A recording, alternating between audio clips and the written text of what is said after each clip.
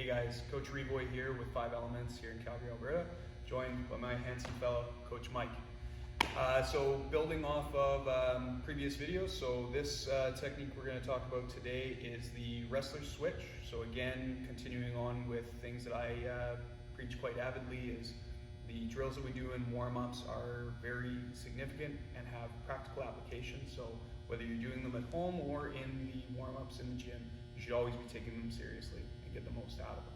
Okay, so today's ties nicely with our previous video on the double leg takedown, so please feel free to go back and check that out if you feel like it. Okay, so I'll get Coach Mike to stand off to the side. So typically in our warm-ups, we do 1, 2, 3, and we switch sides, right? So we're here, 1, 2, 3 in this bear crawl position.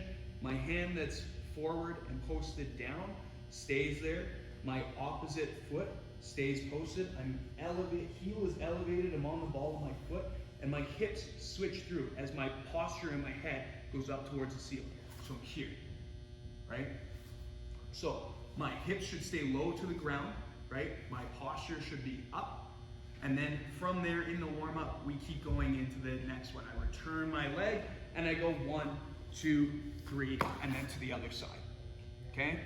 So when we're here, doing the warm-up, 1, 2, 3, sit through, posture high, hip low, right? Next, 1, 2, 3, boom, okay? So now we're gonna talk about practical application, okay? We're going to take this technique from a failed double leg, right? So it's wonderful when we hit that magical double leg, but it's not always going to work. Sometimes our opponent sprawls on us, so we're going to talk about how to recover from a failed double leg takedown. Okay, so I'm here. I go to shoot on Coach Mike. He sprawls on me. I'm having a bad time, okay? So now we're going to do the same sit through, okay? You'll notice quite frequently when you get sprawled on, one arm will be in. Coach Mike's hands are connected here. One arm is in, close to Coach Mike. My other arm is out, okay? Knowing which arm is in is really important because this arm is gonna go up towards the ceiling when I do the sit through, okay? So I've failed where my left side would have gone on that side of Coach Mike's body. The arm that's in, that's the side I have to escape through, okay? So now I'm gonna tripod, right? My hand is gonna go up the middle. My knee is gonna go to the mat. My other foot is gonna go out. And now I'm gonna complete this sit through while driving my hand up towards the ceiling, right? And here, boom, I sit out. I come around, collect the hip, and I staple from behind, okay?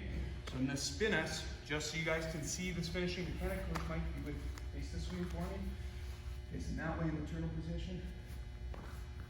So, when I sit through and I finish, I don't leave my leg here in the middle. This leaves me vulnerable to Coach Mike doing a rolling knee bar. I always staple it to the outside to protect myself, stay at the hips, and finish here with good control. Okay, so now let's see that same thing, but from a different angle. So I'm here, right? I shoot and I fail. I get sprawled on. One of my arms is in this case my left hand, right? I'm going to tripod. My right hand goes up the middle, right? My right knee stays down, my left leg goes out, and I'm here sitting through. I immediately turn back over, I'm flopping like a fish, one way then the other. Boom, connecting and stapling. Staying here, okay? So in real time, I'm here, I shoot, I fail, boom, connecting, okay? So, thank you, Coach Mike. So if you're at home, really think about those key points, right? When you're doing these sit-throughs, right? Sit through, and if you have the space, come back. Imagine stapling that leg, collecting the hip, right? I turn out and up, and then back into my opponent. Okay? As always, take those warm-ups seriously because they're super valuable. Thank you.